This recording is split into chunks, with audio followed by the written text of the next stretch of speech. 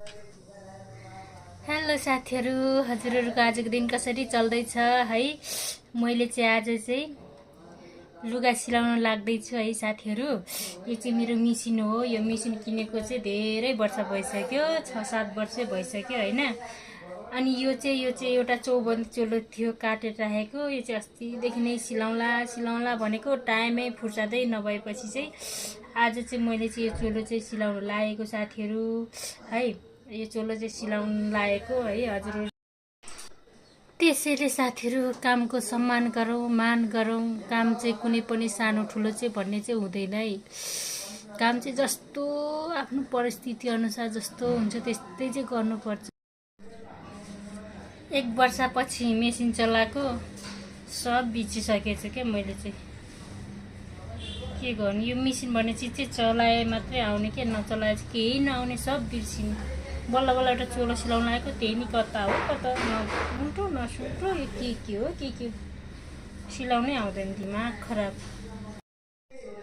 यो कैँचीले काटेको लुगा र आफूले बोलिसकेको बोली नि कहिले फिर्ता आउँदैन साथीहरू। जस्तो हेर्नुहोस् न, मैले लुगा काटेँ, यो खेरा गयो, काम लाग्यो त यो सानो सानो टुक्रा लुगा लाग्दैन नि।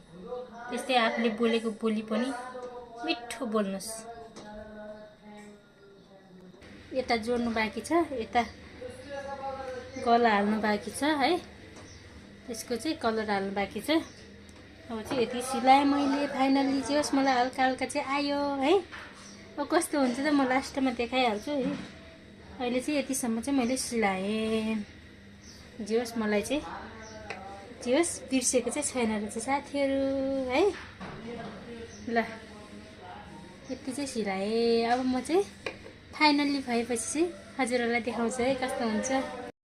यो मिसिनमा बसेर लुगा सिलाउँदा नि साथीहरू हातको मात्रै होइन, दिमाग मात्रै होइन, यो चाहिँ खुट्टाको पनि एक्सर्साइज हुन्छ क्या साथीहरू।